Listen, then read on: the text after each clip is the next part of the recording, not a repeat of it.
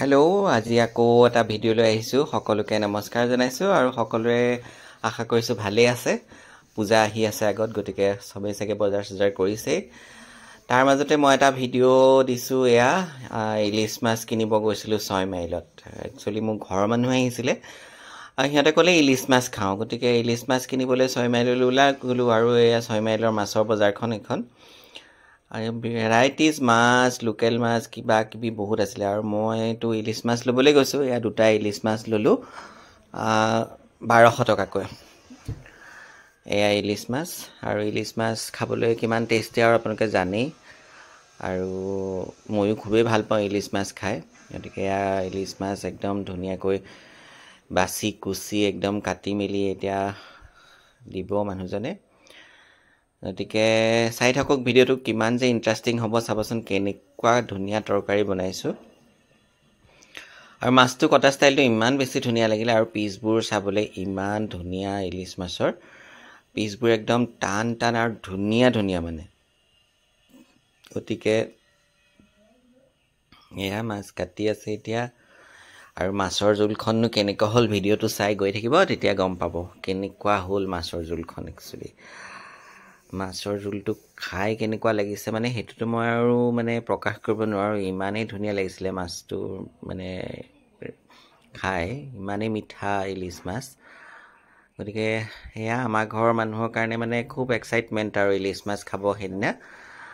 গতিকে এয়া মাছখিনিও অলপ দেখাইছোঁ। শিঙি মাছ, মাগুৰ মাছ, তাৰপাছত কাৱৈ মাছ, মানে লোকেল মাছো এয়া লোকেলো আছে, কিন্তু লোকেলো কিছুমান নহয় দেই।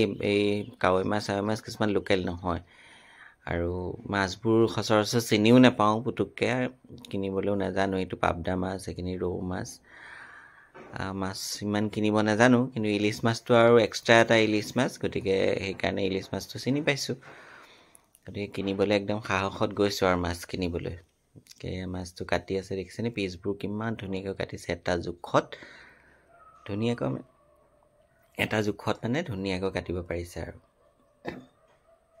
এয়া, আৰু যিহেতু মানুহো সৰহ আছিলে সেইদিনা, মই দুটা মাছ কিনিছিলোঁ সেয়া। গতিকে একদম চবেই আমি খালোঁ আৰু গপচকৈ একদম খাইছোঁ আৰু ইলিচ মাছ সেইদিনা।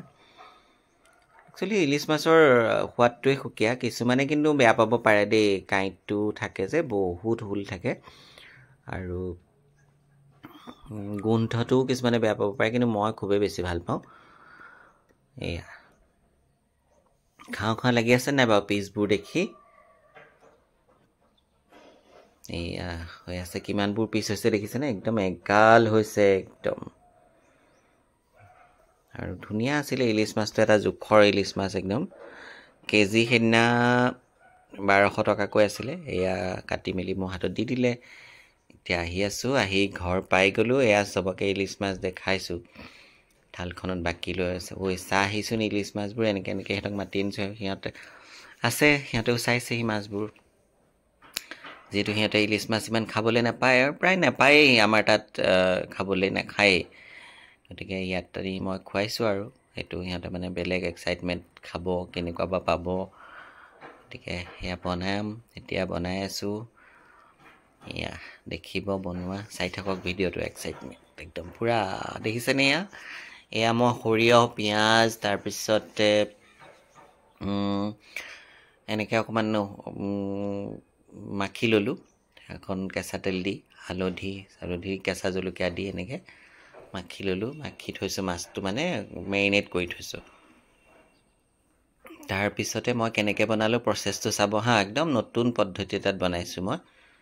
আৰু কোনে কোনে বনাই তেনেকৈ মোক জনাবচোন কমেণ্টছ কৰি। এয়া দেখিবলৈ যে ইমান ধুনীয়া হৈছে। এয়া ইয়াতে মই কালজিৰা দিলোঁ, কালজিৰা দি পেলাই তাতে অকণমান কেঁচা জলকীয়া এটা দি দিছোঁ। তাৰপিছত সেইটো চবেই বেছি জ্বলা খাব নোৱাৰে, হ'লেও সেইদিনা খাইছে আৰু দিছোঁ মই জলকীয়া অকণ। তাৰপৰা ইয়াতে এতিয়া মই কি কৰোঁ চাই থাককচোন দেই। এয়া হালধি দিলোঁ, তাৰপৰা এয়া হালধি দি দিছোঁ, তেলতে দি দিছোঁ হালধি। তাৰপিছত গৰম পানী মই ঢালি দিলোঁ, দেখিছেনে, গৰম পানী ঢালি দিলোঁ। অকল পাঁচফোৰণ, তেল আৰু গৰম পানী এনেকৈ ঢালি দিলোঁ।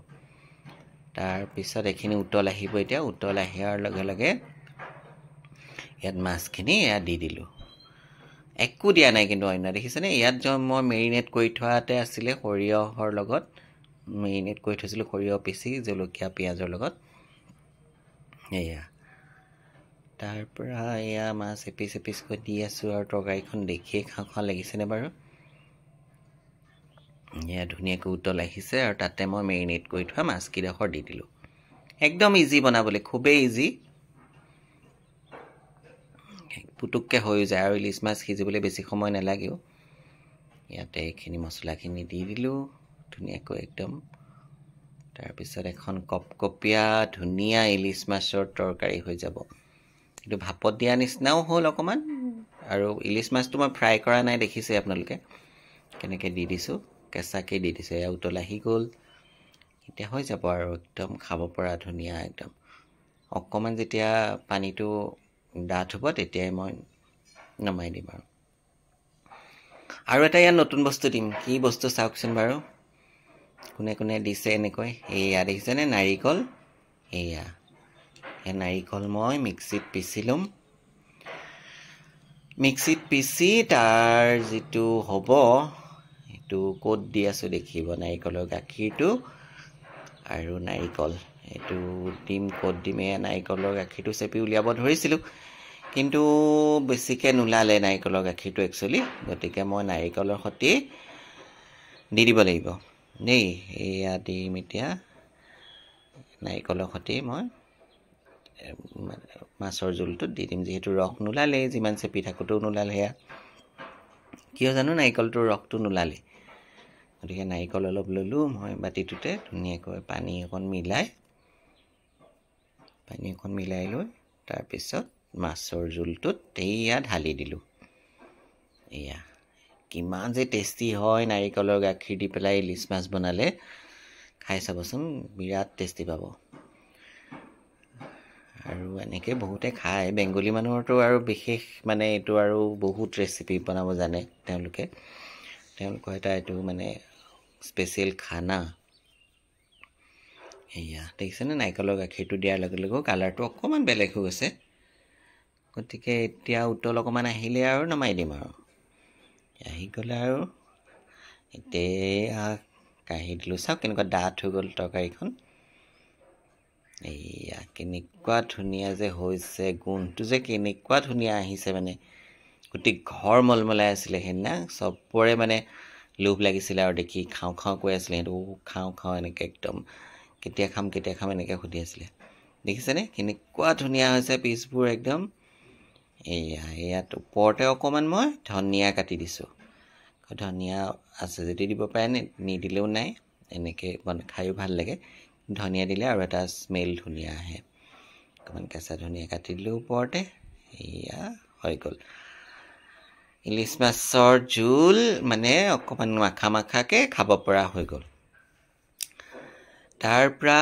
আৰু এটা মই ইলিচ মাছৰ হেৰি বনাইছিলোঁ মানে ফ্ৰাই কৰি পেলাই বনাইছিলোঁ সেইটো ভিডিঅ' আছে সেইটো দেখিব ইলিচ মাছটো মানে ফ্ৰাই কৰি পেলাই তেলটোও খাবলৈ ধুনীয়া ইলিচ মাছ ভজা তেলটো গতিকে এয়া কেইপিচমান মই এতিয়া ফ্ৰাই কৰিম সেয়া তেলত দি দিলোঁ ইলিচ মাছ কেইপিচ দি দিলোঁ মাছ এতিয়া ফ্ৰাই কৰিম ধুনীয়াকৈ তাৰপিছতে দেখিছেনে কি ধুনীয়া আৰু এই তেলকণ যে খাবলৈ ইমান মজা হয় ফ্ৰাই কৰি হোৱাৰ পিছত যিকণ তেল থাকে সেইকণে মাছ পিছে ভাতৰ লগত সানি খাবলৈ যে ইমানেই ধুনীয়া হয় এয়া মাছ ফ্ৰাই হৈ আছে ইফালে গোটেই মাছ কেইপিচ দি পেলাই তাতে মই ওপৰত আকৌ সেয়া কেঁচা জলকীয়া কাটি থৈছোঁ অকণমানকৈ দেখিছে সেয়াও মই ওপৰত দি দিম এতিয়া কেঁচা জলকীয়াখিনি ওপৰত দি দিম আৰু তাৰপিছত সেই তেলকণে আৰু গোটেই এক থালি ভাত খাই দিব পাৰি মানে এয়া মাছ ফ্ৰাই হৈ গ'ল এয়া জলকীয়াকেইটা দিয়া ভিডিঅ'টো ল'বলৈ নহ'ল সেয়া জলকীয়া দিলোঁ সেয়া ভাজ খালে আৰু জলকীয়াখিনি অকণমান কেঁচা হৈ থাকিব লাগে কিন্তু মোৰ বেছিকৈ ভাজ খাই গ'ল আৰু পাহৰিয়ে থাকিলোঁ ভাজ খাই গ'ল লৰাবলৈ মোৰ দিয়া অকণমান সোনকালেও হ'ল জলকীয়াকেইটা এই যে তেলকণ মানে একদম গৰম গৰম ভাতৰ লগত মাছ পিচ ল'ব লাগে আৰু তেলকণ বাকী লওক আৰু গোটেই ভাত খাই দিব পাৰে অন্য লগত একোৱেই নালাগে আৰু জলকীয়া এটা মোহাৰি লওক আৰু সেয়া ভজা জলকীয়া তাৰপিছত আৰু ধুনীয়াকৈ খাই দিবলৈ পাৰি আৰু একদম ধুনীয়াকৈ খাই দিব পাৰি ধুনীয়াকৈ এয়া কেনেকুৱা ধুনীয়া লাগিছে একদম টেষ্টি টেষ্টি খানা গতিকে কাৰ কাৰ লোভ লাগিছে ইলিছ মাছ দেখি জনাব কমেণ্টছ কৰি দেই থেংক ইউ